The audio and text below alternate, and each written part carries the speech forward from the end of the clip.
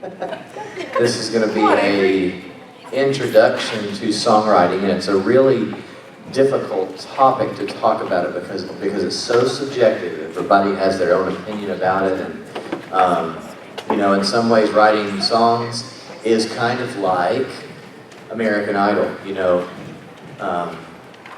There are a lot of people who get on American Idol who think they can sing, and in reality, they can't sing. But our songs are our heart creations, and they're like babies. They're like our children, and so nobody wants to be told they have an ugly baby.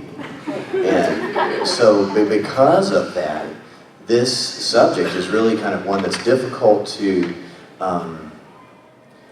offer corrections to somebody, or to offer suggestions, maybe better said, on how to make their song better. Sometimes it's hard. But I want to kind of give you this overarching thought about songwriting in general. And one of the very first songwriting conferences that I went to when I was in high school, this was something that was said to me and to the group, and it has stuck with me. Mary McDonald said that your song, first and foremost, needs to be an offering to the Lord. And if that's all that ever happens to that song, then it was worth writing. Your biggest expectation for your song should be that it be a personal worship offering or worship experience that you have with the Lord. And if that's as far as it goes, then it was still written for the right reason. If you put everything in context of that statement, it makes the whole process change why we do what we do. We're not writing to write hits. We're not writing to impress people. These songs, if you're writing worship songs in particular, need to be expressions of worship to God. And if they make it to a place where they can be shared with a larger audience than God, well, praise the Lord for that. But be content to just offer it to Him alone. There are a lot of songs that I wrote, and when I finished it, I offered it to the Lord as I sang it. Thought, hey, this is pretty nice, and I think. And I played for Katie, and she would say, and I knew that what that meant was she was trying to think of some nice things to say about it, and she always will find something nice to say about it. I like the couple notes in the melody, or whatever she'll say. She is great, and Katie will tell you that her role in songwriting with me is to offer me ideas that I reject, but that helps me to push me on to the ideas that I end up with. Well, I wanted to try to give you some practical things to help you in the process, because some people are more geared toward poetry, toward lyrics, toward writing words, and some people are geared more toward writing melodies, and neither of those is wrong. God gifts and makes us different, and so that's where the beauty of co-writing comes together. If you're someone who's a great lyricist, or you like to write lyrics, then find somebody who writes good melodies. I really try to, I tend to write more lyrics than I do melodies, so I try to find great melody writers to listen to my lyrics and to try to create a great song that way. And I love collaboration too, so that's something I would encourage you to do. Now, as you're beginning, as you're trying to write a song, there are a couple of, I guess what I would call techniques I wanted to tell you about. The first one is called clusters, all right? And this is also stuff that is used in creative writing and in essay writing, but it's the same kind of concept. So a cluster, I can't get away from the word hope. Jesus, hope of the world, hope is rising. But as we were talking through, and as I was asking the Lord for songs for this upcoming project we are almost finished with, it all started around the word hope. So when you're working with clusters, then You've got a central theme or idea, and you want to try and chase down as many different thoughts that express that theme or idea as possible. You're not looking for perfect phrases or lyrics yet. You're just looking for ideas that help to express that. So let's just kind of, for the sake of practicing this together, offer me some suggestions, a verse you know part of. And again, it doesn't have to be exactly right. You don't have to tell me what reference it is. But when I say hope, what are some of the things that you think about? Okay, so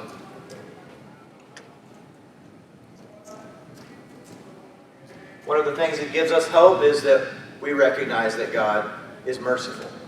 Okay, what else? Light in the darkness. Okay, so I find hope in knowing that Jesus provides light in the darkness. I'm not going to write all of that out. But you see, if we keep building out from here, then we're going to end up coming with lots of different ideas and lots of different things that will give us thoughts to try to pursue in phrases in a verse or in a chorus. Okay, so another way to approach this, so that's how clustering works. You're really just trying to come up with a bunch of ideas, and then when you've got them all down, then can I work these into some phrases? Is there another theme within hope that really comes out? Do I really want to dwell on mercy? Well, in the song "It's a New Day" that we just have shut our church, it talked about how God's mercy is new every morning, that there's hope that comes from that fact. And so we expanded on mercy. So again, with a central theme, and then all of the spokes that come off of it, it gives you lots of different things to pull from, and different phrases will come from it. And it also kind of helps you to keep going back to, okay, I want to write a song about hope. So are the things that not that any of these are bad suggestions, but is mercy really the best thing for my song about hope? Well, maybe it is, maybe it's not. But as I begin to whittle down, I may choose not to use the word mercy. But because you gave yourself all of these options, then you have a lot to choose from, and the direction will come. Now, it might be that you start with clustering, and then you use a process called journaling, or it's not technically called journaling, but that's just the closest thing I can give. Free, non-stop writing. Okay, so in this practice, when you're writing an essay or something like that, it means I'm not going to stop writing for 3 or 4 minutes.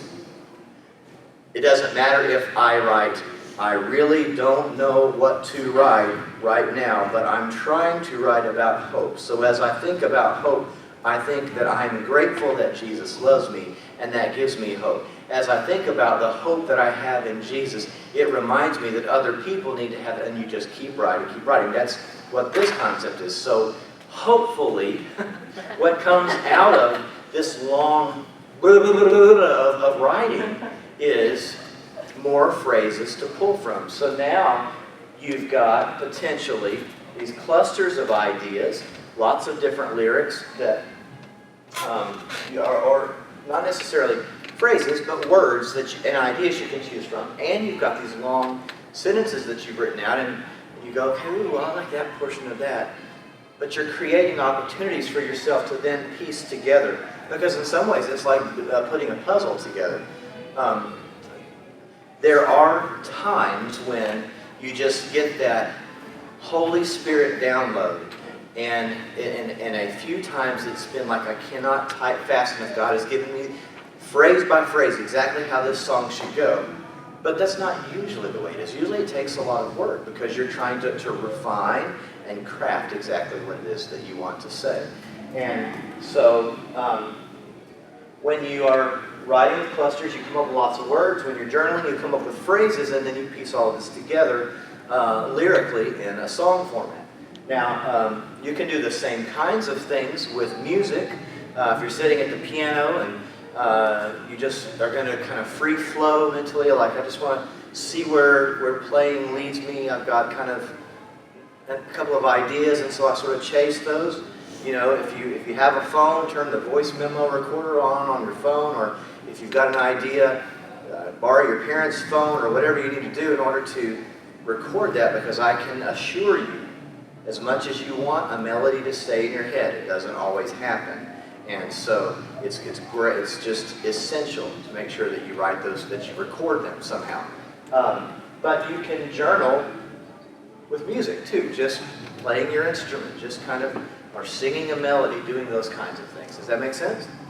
So you formed lots of different ideas to choose from musically. You've got clusters, words, long sentences, and essay type paragraph of phrases to pull from. Now I've really got some stuff from which to try to build this song. So you put it all together, and then there's another process that I just call emulating. What do I want this to sound like? Or I'm not really sure how to chase. You know, I've got great ideas for lyrics, but I don't have any idea what to do with music. And I don't have a person who can help me with melodies. Well, that's where emulating can be helpful. Emulating would mean I'm listening to other things and seeing what I can learn from those things. Some of you who are in my music theory class, the second one, when we were down there, we were talking about listening to recordings and trying to figure out what chords they were playing and trying to understand the song structure. Well, there's a lot to be gained from that as a songwriter too, because you begin to see what kind of patterns work. You begin to see that really, and how many of you could say in listening to K-Love, you find that there tends to be some consistency among the songs. Don't a lot of them sound kind of the same? Well, there's that whole radio sound, and but that's formulaic. It's got patterns. There's a almost mathematical process to how some of those songs are crafted. If you listen to Hillsong's music, a lot of their ballads or even their upbeat songs kind of follow the same patterns that if you study them, you kind of see where they're going. And so there's things to be learned about how do I really build my chorus with the chords that I play or the way I play chords, or what are the, you know, I notice that they tend to repeat phrases like, take it all, take, what is that? Yeah, just trying to come up with something off the top of my head there. But you learn, okay, well, it's really impactful to help get this across with these little short phrases. Does anybody know what these little short phrases are also called? It's on the board behind me. A hook, that's right. Okay? Your song is not a song unless it has a hook. The hook, what does the hook do? Right. Yes. Oh, I like that song because I like that thing about that song. That hook is what grabs a hold of somebody. So the hook can be the title of the song. There could be a musical hook. There can be a lyrical hook. All of those things are possible. But without a hook or something that really grabs you, your song just kind of probably will end up feeling, it might be a good song, but there's nothing that jumps out. And so you're looking for that musical idea or for that lyrical idea. And it may be that you repeat the lyrical idea or the musical idea multiple times. You know, in the song we sang a few minutes ago, Our God is Enough, you know, we're singing, our God is enough, our God is enough, our God is enough. You know, yeah, you are enough. Well, what's the word that's coming over and over and over again? Enough. Whatever it is I think I need, God is actually what's enough. And so there's a hook in that. You see what I mean? And that's something that grabs you because it makes you want to sing it again. And that's what you're trying to accomplish, okay? So, to recap, we've talked about clusters, coming up with words and lyrical ideas around a central theme. Then we talked about writing out along and just trying to, you know what, I'm just going to write how I think this song should go. Free form, write this song. And I know that some of these lyrics are going to be really bad. God, I love you so much. God, I put in you my trust. Well, see, I messed up, but I'm just going to keep going. There is no one like you. This song so far smells like poop. Okay, so you just want to keep going and so that you're forcing yourself, because something there you will end up liking, or you just go, okay, that wasn't a good one. And that's the other thing I would just try to encourage you with. The reality is every song that you attempt is not going to be a hit. And Paul Balash, who wrote Open the Eyes of My Heart, The Same Love, I'm trying to think what other songs you guys might know that he has written. Anyway, probably at least know how Open the Eyes of My Heart goes. He talks about the song Greenhouse and how we need to sometimes consider our songs like little plants that aren't quite fully developed yet. And so we need to put them back in the greenhouse and let them be there for a while. And then you come back, take them off the shelf, and love on them, care for them, and maybe they develop into a plant that's ready to be in the garden. Maybe they need to go back on the shelf a little bit longer. Some of them stay on the shelf forever, and that's okay. But it's a process, and it's not always going to be a home run every time. But it's something that takes work. And like I said a minute ago, we hope for those spiritual downloads where God just kind of drops the whole song in our lap. And those do happen on occasion, but not as often as the fact that you have to work for it. So those are some concepts about how to begin to write some songs. And then here's a couple of things, and I wrote one down, but I'm going to give you a couple more. This is just some things to jot down, to be trying to remember as you're working on writing a song. When it comes to lyrics, this is probably the number one thing I see is just too many. There's just too many words. And so it's it's an art to learn how to really refine your phrases down to small phrases. Again, when we're thinking about congregational worship songs, and so I'm going to be teaching in that context, okay? So talking about songs that you guys maybe can write for the students and Elevate to sing. They need to be accessible. They need to be singable. And so that means they can't be crazy complicated. There needs to be some repetition to the way the meter of the lyrics happens. What I mean by that is there are syllables in every phrase. And if you count the number of syllables in a phrase, well, there needs to be consistency between phrases as far as the number of syllables. I'll give you an example. The song that I wrote with Reggie Stone called Have Mercy on Me starts, wash away all my sin, cleanse every guilty stain. Okay, it's the same number of syllables. Fill the emptiness within with your spirit once again. I can't remember my own lyrics, okay? But it's important there because that makes it easier for the congregation to sing it.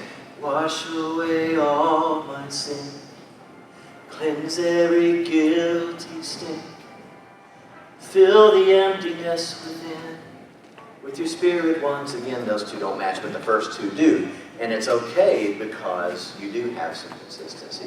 Then you go to the chorus, same thing. Have mercy on me, your love is all I need. See how those syllables match up? It just makes it easier to sing. And so it's easy when we're trying to make words work to say, you wash away all my sin and cleanse every single guilty stain, or whatever. And it wouldn't be that that's necessarily bad, but it's just too many words. And so we have to really try to refine the phrase, okay? So be aware of the syllables and how they match between your phrases, okay? So that's when I say meter. I'm talking about the meter, the syllabic meter in your phrases, okay? And then another thing to consider after meter is rhyming, okay? That's one that's real subjective too. But you can, when you're trying to write, think about Amazing Grace. This is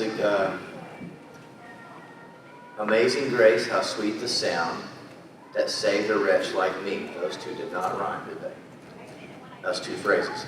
I once was lost, but now am found. Was blind, but now I see. So you see line 1 rhymes with line 3. Line 2 rhymes with line 4. There are other situations where you'll have line 1 and 2 rhyme, and line 3 and 4 rhyme. It's very awkward if line 1 and 2 and 3 rhyme, but 4 doesn't. So, you know, there needs to be kind of a couplet type situation, and again, I'm kind of talking in poetry type things, but you know what I mean with couplets? 2 phrases. So whether it's line 1 rhyming with line 3, or line 1 and 2, and 3 and 4, be aware of that as well. So be aware of making sure your syllables line up, making sure that there is structure to your rhymes, and then the hook. So that's kind of like just a really, really fast, here are some things to be looking at as you write. I guess now the question would be, are there any questions on anything we've talked about or anything about songwriting in general? This is something that would be fun for us to, those of you who've been in this class, if you make some attempts at some songs, for us to come back together, if you were willing to bring these in front of your peers, or just me, whatever, and we can kind of look at them together and kind of go, all right, well it's fun if someone's willing to be that vulnerable. Again, it's kind of like, you know, showing people your baby. You don't want them to say, ugly baby, you know. But I subjected myself to that. Israel Houghton, who wrote Jesus at the Center of It All and lots of other great songs, critiqued one of my songs in a songwriting conference one time, and 50 people in the room, and it was kind of nerve-wracking, but I learned from it and benefited from it. He said that he liked the ideas of Lights of that, and began to think about it. I realized that for a congregational song, for a worship song, I'd made it too hard. The melody was too skippy, and it just wasn't the best thing for congregation. So we only get better by being willing to let people critique our stuff. And so know that, you know, I would be happy in any kind of a forum if it's just, you know, you bringing, I know that some of you have already written some songs, and I'd love to hear them or see them or whatever, and help you with that process. Now, so I have told you a couple of tools you can use, and I have offered to critique songs that you have written. Are there any questions? Or I always defer back to my wife, because she is very good at saying, Mark, you didn't talk about such and such. So do you have anything to... Oh my goodness, I wasn't thinking that way yet.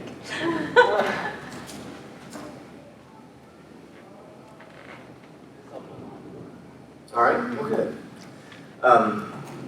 It's one of those things that, unless you do it, you're not going to get any better at it. And you have to be willing to write bad songs to ever get to good songs. I heard a story about a guy who came to, and I don't remember the name of the country artist, but it was a producer who's just really well known in country music. And he had a guy come to him and say, hey, listen, I've got a really great song. I think you need to hear it. Will you listen to it? And he said, how many songs have you written? He said, well, let me think. I guess this is maybe my 50th song.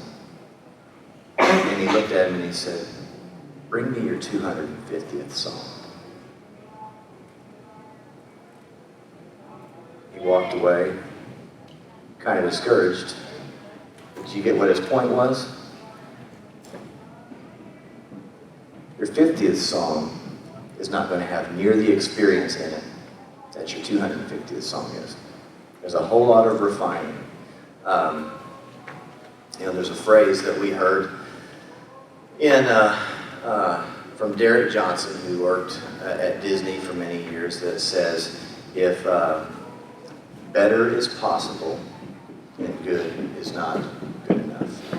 And so it's difficult. But I want to go back to one other thing that might just kind of help you get started. If you're looking for ways to get into this, just kind of a practical thing. Take a hymn and write a new verse to the hymn. Write another verse to Amazing Grace, or write another verse to Great Is Thy Faithfulness. It'll challenge you to, but you don't have to come up with a melody, but you have to figure out how to make the phrases work. And as you write songs and you get more into this and more experienced, the hardest verse to write is the second verse. And the idea why? Well, it isn't necessarily that your best ideas are in the first one. Your only ideas in the first one. Well, yeah, okay, good guesses. There's another reason though. What else? Because you're stuck trying to rhyme it? Well, That would be my problem. yes.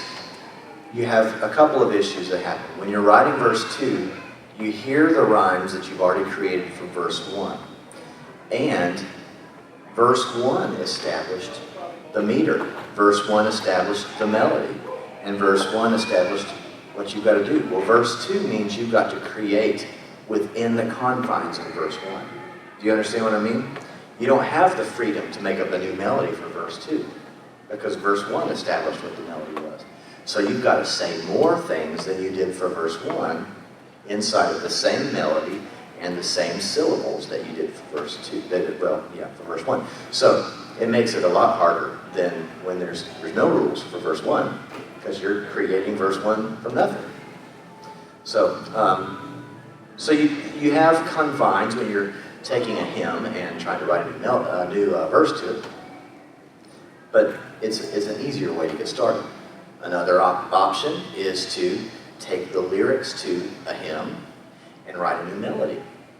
And that's a lot harder, because you've got that melody so stuck in your head about the way it goes. And not only that, but you have the rhythms of the notes stuck in your head. And so it's a good challenge to take an established song and then rewrite it. Here's what happens. We talked about it a minute ago. You learn what makes that song work. You learn the form of the song. You learn what chords were used. You learn about how long the phrases are. All of those things are just downloads, uploads, whichever, into your brain about how to then find your voice to write the songs that God has for you. So I didn't see anybody jumping with questions, so one more chance. Any questions? Okay. You kept saying, writing the first verse is not smart. Usually the way I write songs is if I get a melody in my head, I write the chorus first. Should I start from the first verse, or can I start from the chorus? Well, that's a great question. There really is no right or wrong way. I like to go with where my inspiration is at the time. If you write the chorus first, that's fine. Because then you write the chorus and you've got to think, okay, well, how do I support the chorus with verses? Some people start with just a melody and then they figure out what words they're going to say on top of that. But that's something I meant to say earlier, there's not really a wrong way to approach that. And God's going to give you your bent and your way of creating and approaching that is right for you. So don't, if somebody says, oh man, I don't ever write the chorus first, don't listen to that. That's not important. God has his way of how you write songs, and that's perfect for you. All I would say to that, though, would just be, it doesn't hurt to challenge yourself to try it a different way times also. So that's a good question. Another Yes. question. Is there an absolute formula, like it has to be this verse, then a chorus, and then a verse, and then a bridge, and then, like, is there any kind of certain formula that most songs follow? Well, or it is depends. It depends on if you're wanting to emulate or if you're wanting to create. I would recommend, same as what we just said. If the chorus is what comes to you, you may just stick with that. And there is certainly a formula. Yes, there is a formula to what you might kind of coin as the modern worship song. However, the one thing that I learned about music theory in college, or when I got out of college, was you learn all of the rules so that you can break the rules. And so, absolutely, I would encourage you, and sometimes rather than trying to write verse, chorus, bridge, go up an octave on the bridge, chorus, which is very formulaic for the way worship songs are, and I'm just as guilty of that as anybody. Write a song that really centers around the chorus, and then just has a little verse that really almost feels like a side note to what is the main part of the song. Do it differently, Follow God's leading in that. The great thing about being creative is that originality comes from being creative, not from copying other people. So, it's a good question. Any others?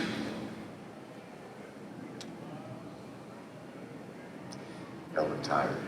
Well, I appreciate your listening, and I think these are some practical things that kind of you can use as rulers and guidelines for your creative process. And I do want to say one more time that I will not make fun of you, and I will not tell you your song is terrible, but please give me the opportunity to encourage you and help you if you feel led to write a song to help you refine that process. I'll ask him, since he just walked in, Tim, could you speak a word of testimony to the process that you and I walked through with the songs that you brought to me?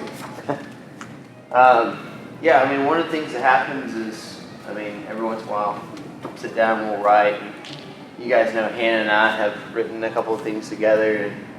And basically, the way it works is we just kind of go to Mark and we say, hey, we have an idea. And we sit down with the guitar or with the piano, and we play it for him. And he's never he's very honest, but he's not harsh. So understand, he may say, hey, that didn't make sense, and in some cases he's actually looking at me and been, hey, that's kind of heretical actually, but you might want to rethink that theologically. But he's very kind when it comes to working with him. He's going to help you understand the meter. He'll help you possibly develop a better hook with what you're doing, and it's actually a lot of fun. So know that it's not a high pressure thing, and if you have something that you want to take to Mark, bring it to me, and we'll set up the tile. I'll make sure that he gets to hear it. If you record it on your phone or something like that, and you want me to pass it along, I'll be more than happy to do that. And we will get you help. And we want you guys to be doing this. That's the reason why we're offering this on the retreat. We want you guys to be writing. We want you to be thinking creatively. And as you come up with little things, share them. Because the only way it's ever going to get out there is if you share it with someone. So make sure you do that, guys. I believe it's Psalm 40, verse 3 that says, sing to the Lord a new song. If new means new, it means we got to create new stuff. And so you guys are the next generation who get to do that. So I pray that God drops those things in your lap as you work with them, okay? Thank you very much.